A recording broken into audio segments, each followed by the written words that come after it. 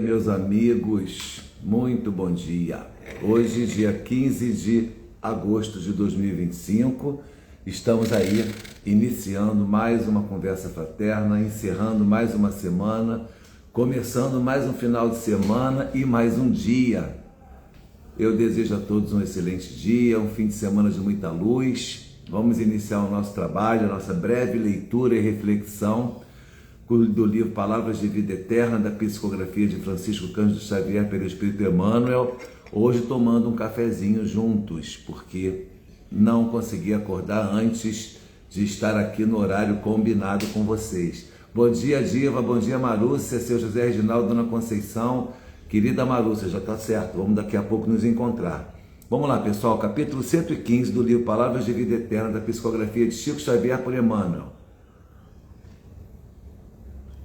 O título desse capítulo é Com Firmeza. A mensagem evangélica é de Paulo em sua primeira carta aos Coríntios, capítulo 15, versículo 58.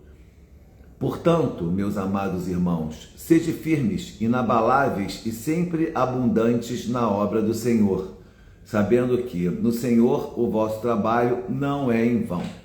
Mensagem de Paulo em sua primeira epístola aos Coríntios, capítulo 15, versículo 58, concitando todos a trabalhar em nome do Pai, que nunca será inútil esse trabalho.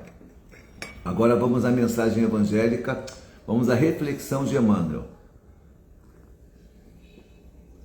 Nos dias de aflição e desencanto, o trabalho do bem é semelhante à marcha do viajor, sob tempestade alternada em fogo e gelo. Conheces possivelmente dias assim. Desilusões alcançaram-te a alma, afeição de granizo arrasador. Calúnias espancaram-te o sentimento com brasas chamejantes. Perseguições gratuitas apareceram quais torrentes de enxurro grosso, dificultando-te os movimentos. Enxurro grosso, dificultando-te os movimentos. Crises morais repontam da estrada à guisa de labaredas, incendiando-te o refúgio. É como se todas as circunstâncias te induzissem ao entorpecimento e ao desânimo. Às vezes, quase só perguntas pelas esperanças, pelas promessas, pelos sonhos, pelos amigos. Ainda assim, persevera no sentido e prossegue adiante. Os companheiros que exterminaram intentos nobres e votos edificantes, tanto quanto os que desprezaram projetos superiores e abandonaram as boas obras, voltarão mais tarde ao labor reconstrutivo, retomando o serviço que a vida lhes assinala, no ponto justo em que praticaram a deserção. Ninguém se eleva sem atender às imposições da subida. À face disso, todo esforço no bem, por mínimo que seja, redundará invariavelmente a favor de quem o realiza. Porque toda ação pela felicidade geral é concurso na obra divina. E para concluir, desse modo, mesmo que todos os acontecimentos exteriores conspirem contra nós, permaneçamos fiéis ao trabalho do Senhor, estendendo o bem a todos os que nos cercam, na certeza de que o trabalho em nome do Senhor não é em vão. Meus amigos, o tema desse capítulo que Emmanuel nos trouxe para refletir a respeito das palavras de Paulo, o tema desse capítulo é Com Firmeza. Eu costumo perceber, ao longo da jornada que a gente vem traçando aí desses anos, com o trabalho espírita, da casa espírita, o trabalho da... Então eu não vou quebrar essa cadeira porque eu entenda que não deva quebrá-la, porque não me cabe quebrar, porque não tenho o direito de fazer isso. Vou fazer por medo de Deus me castigar. Vou deixar de fazer por medo de me castigar. Da mesma maneira, as nossas obras Vou dar essa esmola porque Deus vai me ajudar. Vou fazer isso porque é para poder ter uma consequência dessa ação diretamente benéfica a mim. Isso é a barganha. E aí, quando a gente tem problemas de saúde, problemas na nossa vida pessoal, problemas de ordem financeira, seja lá qual for o infortúnio que nos acometa, quando nós estamos diante do Pai, agindo de uma forma que nós entendamos que seja uma forma correta de acordo com as convenções, a gente acha que está imune. Então eu não vou ficar doente, eu estou aqui fazendo conversa fraterna, eu estou fazendo bem, eu vou daqui a pouco me encontrar com a Marúcia e vou com ela buscar alimentos na Fundição Progresso de Doação, vou trazer para a Casa Espírita, vou montar a cesta básica, vou entregar pessoas em situação de vulnerabilidade, então eu estou imune. Não estou. Não estou imune às agruras da vida, porque eu também tenho as minhas provas para poder vivenciar, experienciar, e tenho também as minhas expiações, tendo em vista que no passado eu também tive condutas delituosas. Então, o fato de eu estar agindo na direção do bem não me exime de enfrentar os meus percalços da vida que vão me transformar numa pessoa melhor. Eu só preciso ter firmeza. Aí vem o título do capítulo que a gente está conversando. Eu só preciso entender as palavras de Paulo. Portanto, meus amados irmãos, sede firmes, inabaláveis e sempre abundantes na obra do Senhor, sabendo que no Senhor o vosso trabalho não é em vão. Sabe por que ele está falando isso? Ele está falando isso para os cristãos que eram perseguidos por Roma e assassinados de maneira vil.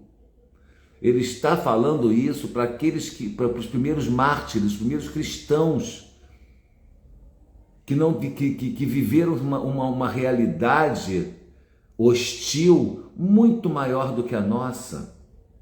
Hoje você não vê cristão aqui no Ocidente sendo perseguido. Agora você vê cidadão, você vê pessoas sendo assassinadas na rua, saindo para trabalhar levando bala perdida, mulheres grávidas, crianças, homens. Vocês viram essa semana, devem ter acompanhado aquele absurdo que aconteceu em Minas Gerais, daquele cidadão que assassinou o Gari trabalhando.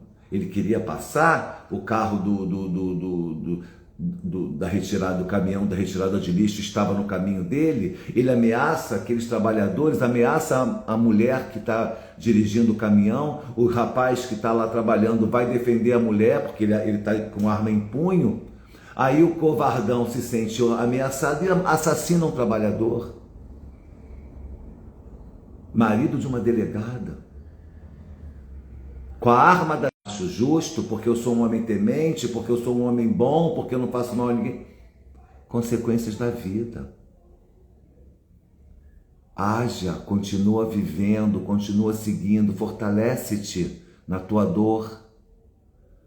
Você não está imune dessa dor, mas você tem um Deus de amor, um Deus de compreensão, um Deus de compaixão, um Deus que te acolhe no âmago do teu ser e te conforta, te fortalece. É só você querer. Eu tenho uma situação que eu estou vivenciando na minha família agora muito próxima, a minha cunhada está fazendo o segundo transplante de fígado.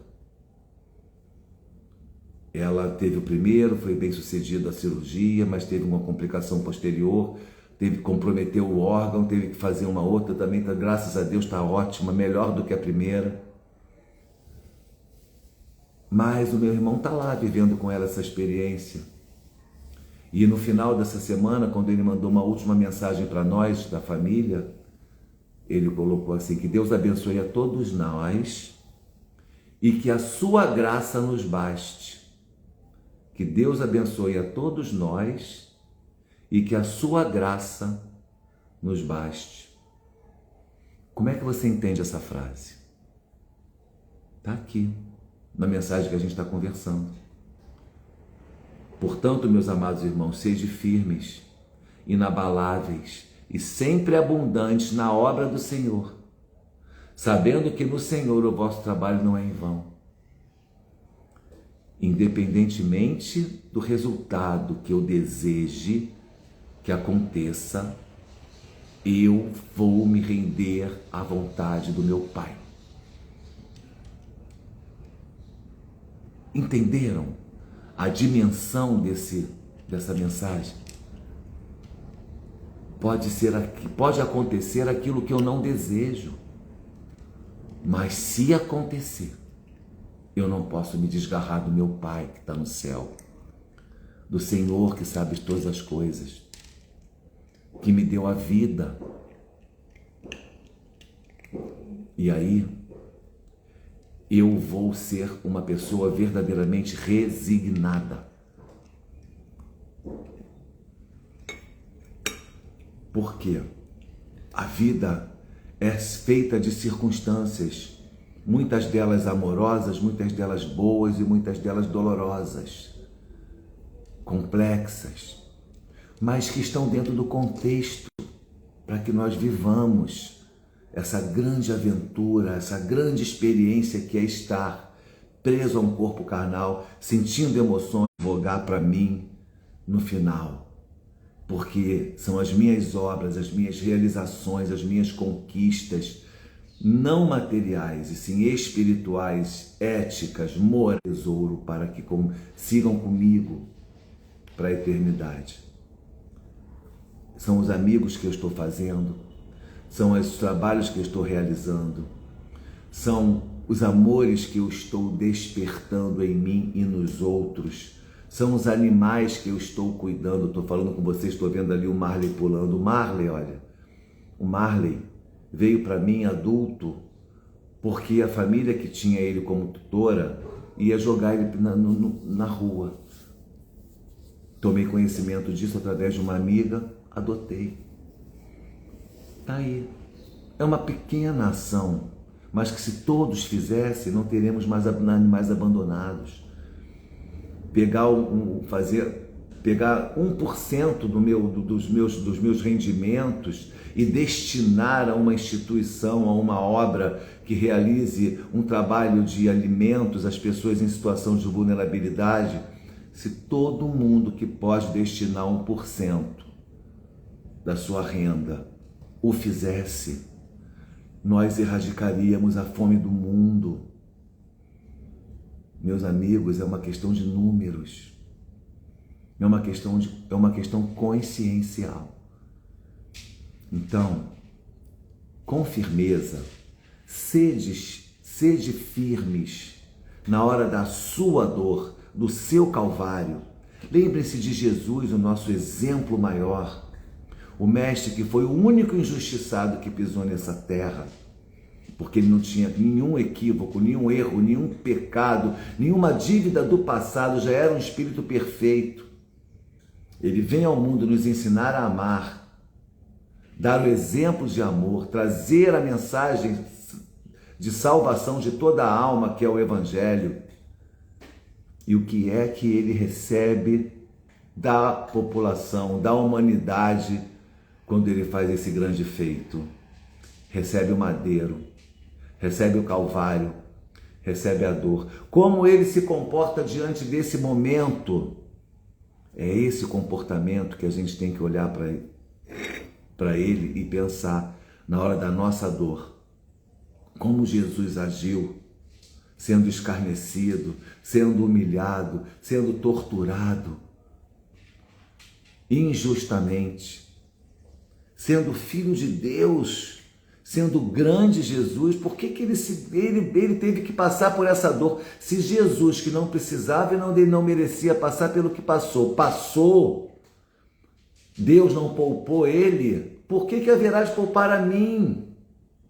Quem sou eu? Por que eu acho que eu sou melhor do que os outros? Para não ter que sentir dor? Para não ter uma doença? É simples assim, somos todos iguais. Então a minha dor quando me visita, a minha angústia quando me visita, o infortúnio quando me visita, Eu tenho que me fortalecer em Deus. Essa tempestade vai passar. Essa tempestade vai passar. Que Deus nos abençoe e que a sua graça nos baste.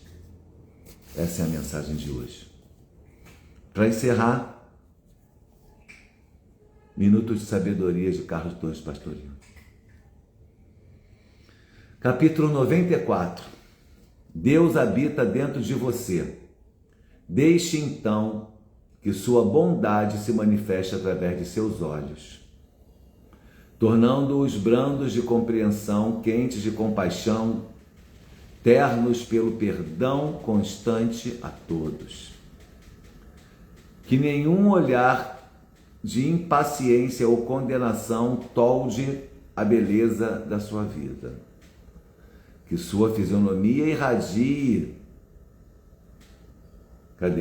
Que sua fisionomia, perdi a frase. Que sua fisionomia irradie contentamento de felicidade, de tal forma que todos os que se aproximem de você sejam contaminados por seu otimismo. Meus amigos, a vida é linda, mesmo na dor, porque são nossas provas, são nossas expiações. Fatalmente precisamos viver isso para poder caminhar adiante.